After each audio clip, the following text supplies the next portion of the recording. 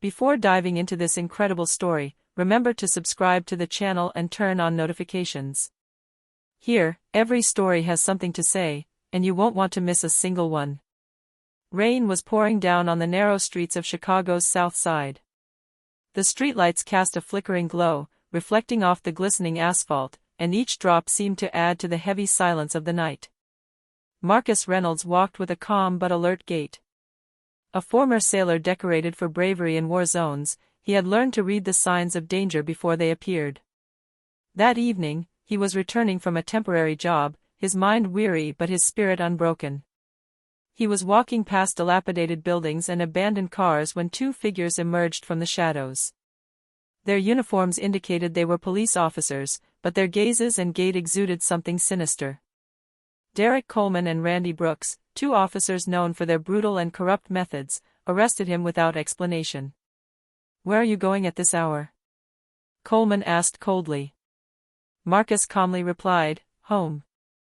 But his words seemed to carry no weight against the officer's suspicion and prejudice. Without warning, he was seized, handcuffed, and dragged toward the patrol car. In the shadow of the rain and the distant wail of sirens, Marcus sensed the injustice.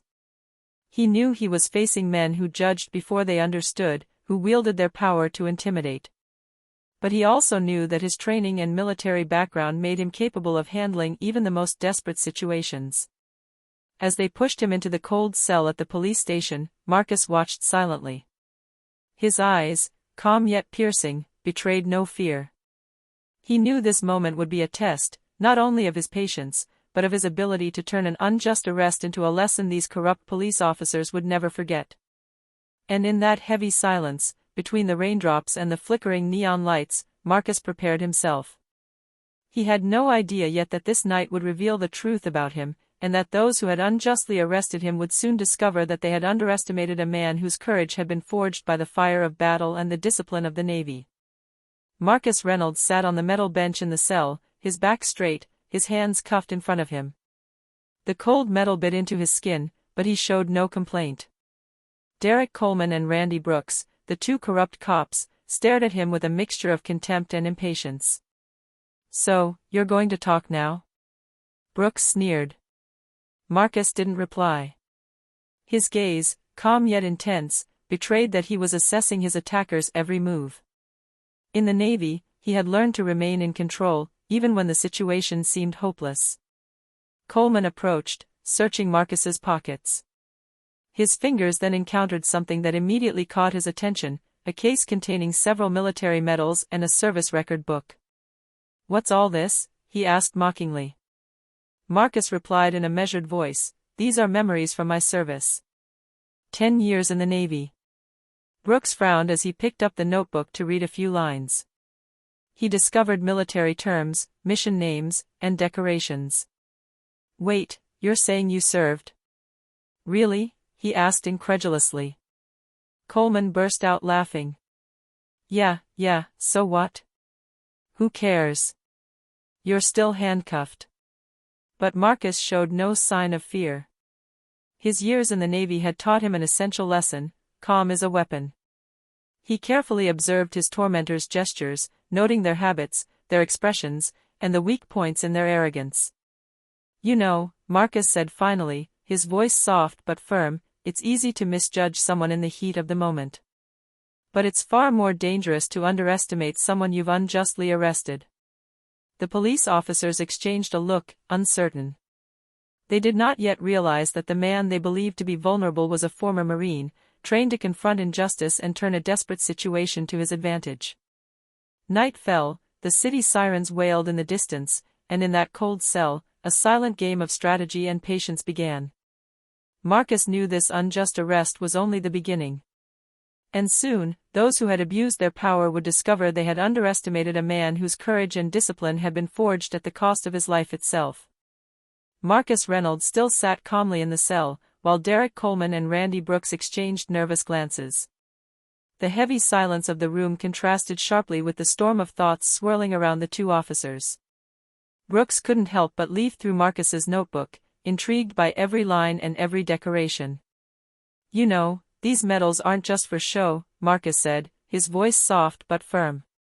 Every mission, every act of courage, has taught me to stay focused even in the most desperate situations. Coleman burst out laughing, sneering. Great, so you mean you could kick our asses even in handcuffs? Marcus didn't answer immediately. He stood up slowly, letting the handcuffs clink softly, and fixed Derek with an icy stare. What you don't understand is that underestimating someone can be very costly, even for two experienced police officers. Brooks felt a shiver run down his spine. The military terms and anecdotes in the notebook now made sense. Marcus was not just an ordinary citizen, but a former Marine trained to manage crises and anticipate enemy movements. Coleman, arrogant as ever, sneered, "So you're a war hero. And what difference does that make to us here?" Marcus took a deep breath and declared, "I'm not here looking for a confrontation, but I know how to recognize injustice. And you've just committed one."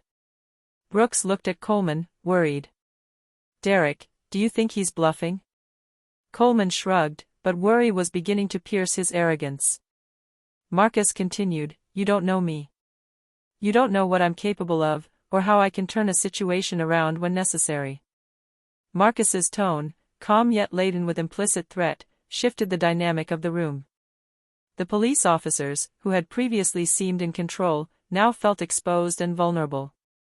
Brooks dropped the notebook, unable to tear his gaze away from Marcus's piercing stare. Silence fell once more, heavier than ever.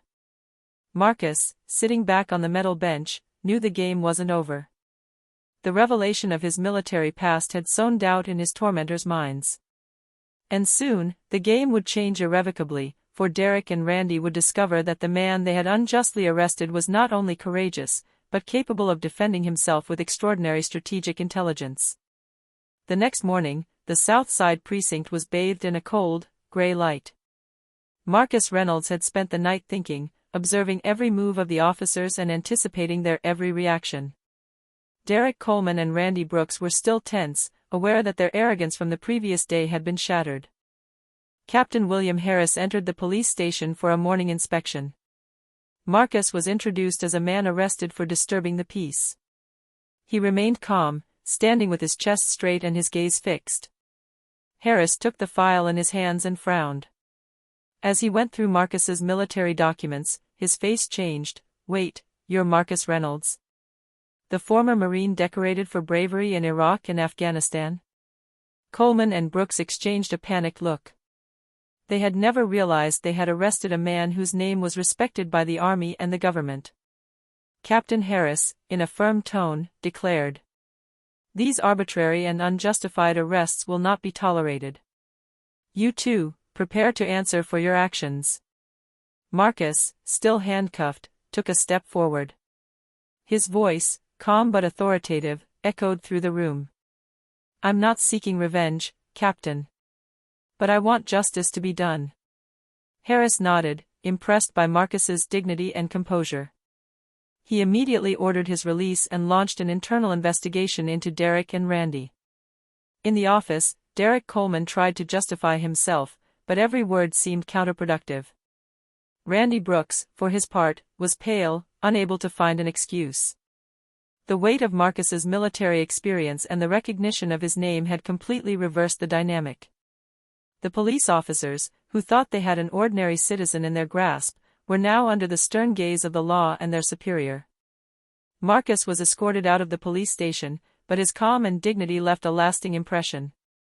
He knew that this experience would change something, not only for him, but for all those who had been victims of arbitrary and unjust treatment in the neighborhood. The reversal was complete. Those who had believed they could wield power without consequence would now be held accountable for their actions, and Marcus, a former Marine, was the living symbol that justice, even in the face of corruption, could triumph. A few days after the unjust arrest, the internal investigation into Derek Coleman and Randy Brooks was progressing rapidly.